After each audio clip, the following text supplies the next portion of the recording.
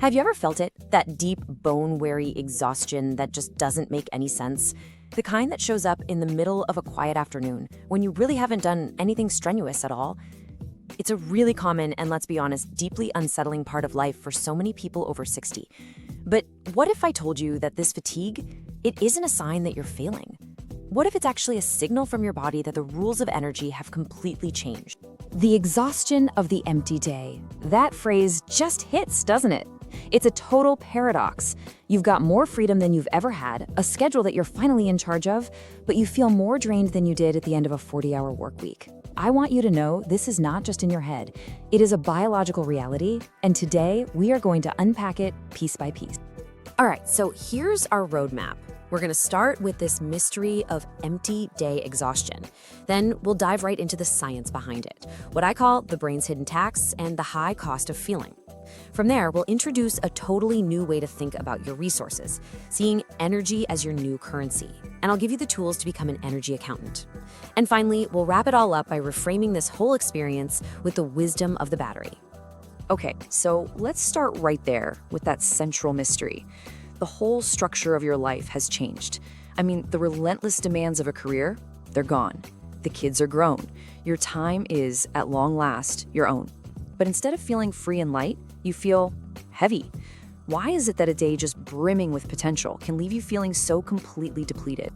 I mean, really think about it. You wake up, you have some coffee, you read the news, maybe you think about doing a little gardening later. There's no pressure, no deadlines.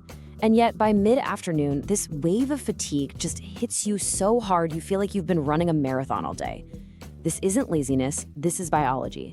And the very first clue is actually hiding inside your own mind. So, to really get to the bottom of this phantom fatigue, we have to look at what your brain is doing when it seems to be doing nothing at all. Because it turns out, your brain never really rests.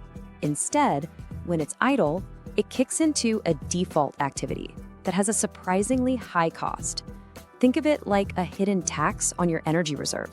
And that tax is called the default mode network, or DMN. See, when you're not actively focused on an outside task, like, say, solving a crossword puzzle or following a recipe, your brain automatically switches into this internal processing mode. And the key phrase here is metabolically expensive. This state literally burns through your body's fuel, glucose and oxygen, at an incredibly high rate. Your brain is working overtime, even when you're just sitting quietly in a chair. So what is all this hard work, exactly? Well, a lot of the time, it's basically a high-speed review of your life's most pressing emotional concerns. It's replaying that tense phone call you had last week. It's worrying about that upcoming doctor's appointment. It's fretting about your kids or your grandkids. You see, without the structure of a workday to point your focus outward, your brain just defaults to chewing on these high-stakes internal issues. And that silent, invisible activity is what's draining your tank. And that brings us to the hidden truth, the crucial takeaway here. You're not tired for no reason. You are tired because your brain has been running an intense emotional marathon in the background while you were just trying to read a book. This hidden energy cost is the first major piece of the puzzle. But, it's not the only one. So now, we need to add another layer to this. It's not just that the brain is busy when it's idle, it's that the kind of busyness it's doing changes as we get older. The emotional processing centers of the brain actually become more dominant. And this has a really profound physical effect on us. Psychologists have a name for this: socio-emotional selectivity theory.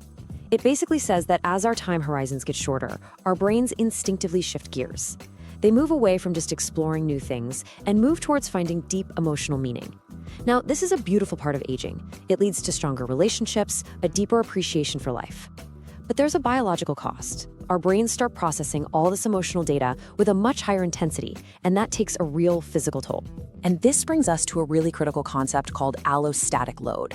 See, every single time your brain gets stuck in a worry loop, it triggers a tiny stress response, a little pulse of cortisol and adrenaline.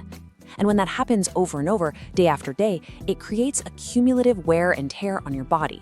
That is allostatic load. It's the physical receipt for all of that invisible, internal work. It's why a bit of bad news can feel physically crushing, and why your energy can feel so unpredictable. Okay, so we've just identified the two main culprits, that default mode network tax and the high allostatic load from all that emotional processing. So what do we do about it? The solution starts with a fundamental shift in thinking. You have to stop thinking about managing your time and start thinking about managing your energy. Here's the shift right here. For most of your life, the big question at the end of the day was, what did I get done today? It was all about external productivity. But now, the question that really truly matters is, what did I process today? Because that is where your resources are actually being spent. Just let that question sink in for a minute. Did you process a difficult phone call with a family member? Did you process an hour of stressful cable news? Did you process a recurring worry about your finances? These things might take up very little time in your calendar, but they represent massive withdrawals from your biological bank account. So here's the core idea. You need to start seeing your energy for what it really is, a finite biological currency. It is a resource with very real limits, and the most empowering thing you can do is to stop being a passive victim of your fatigue and start becoming the active accountant of this currency. You are the only one who can track the debits and credits. You are the CFO of your own vitality. Okay, so how do you actually do this? I mean, being an accountant requires tools, right? You need a system to manage your biological budget, to plug the leaks, and to make smarter investments. And this isn't about willpower, it's about having the right protocol. So let's walk through this 4-step emotional audit protocol. First, use cognitive anchors. To break that costly drain of the default mode network, you have to give your brain a simple external job to do. This can be as simple as organizing one single drawer, weeding one small patch of the garden. It pulls your brain out of that expensive internal worry loop. Second, practice emotional triage. When a worry starts looping in your head, you've got to get it out. Grab a notebook and write it down. The simple physical act of writing transfers that burden from your brain onto the page. It immediately reduces the cognitive load. Third, apply stimulus control. This means you have to become a ruthless editor of what you let in. Identify the things that are high drain, like 24-hour news or certain social media feeds, and consciously limit your exposure, especially when you feel your energy is low. And finally, number 4, implement the 15-minute reentry. After any social event, even a really pleasant one, give yourself 15 minutes of total silence. No phone, no TV. This lets your nervous system come back down to baseline and prevents that awful wired and tired feeling. And it is so important to see these for what they are. These are not soft lifestyle tips. They are practical biological management tools. Each one is designed to target a specific physiological process.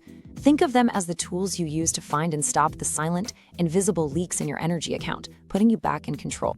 Now for the last, and I think maybe the most important piece of this puzzle, your mindset. Because even with the best tools in the world, if you're still beating yourself up for feeling tired, you're missing the whole point. We have to completely reframe what this fatigue actually means. This is what I call the wisdom of the battery. Your body is not failing you, it's actually getting smarter. It's reached a point in life where it simply cannot afford to waste its precious energy on things that don't provide real value, like pointless worries or draining people. This feeling of fatigue is an intelligent, adaptive response. It's a signal from your own wise biological system telling you to spend your resources with more intention. So when you learn to listen to these signals, when you start to budget your energy with real care, you are performing the ultimate act of self-respect. You are acknowledging that your vitality is a precious thing. You are honoring the reality of your own biology. This isn't about giving up. It is about strategically engaging with the world on your own terms. So where do you begin? How do you take this from just an interesting idea to something you actually live? I want to leave you with a very simple, very concrete challenge to start your new practice as an energy accountant. Over the next 24 hours, your only job is to identify just one silent drain. Just one. Maybe it's the habit of checking the news the second you wake up. Maybe it's a recurring worry about something you have zero control over. Maybe it's that one social media app that always leaves you feeling worked up. Find it. And then, just for one day, give yourself complete permission to close that tab. Just don't engage with it. And see what happens. You see, rest is only truly restful when your mind stops working too. Your mission, should you choose to accept it, is to move from being managed by your fatigue to becoming the manager of your own fuel. So, budget your peace, protect your fuel, and command your day with the confidence of a wise accountant who knows exactly what every single asset is worth.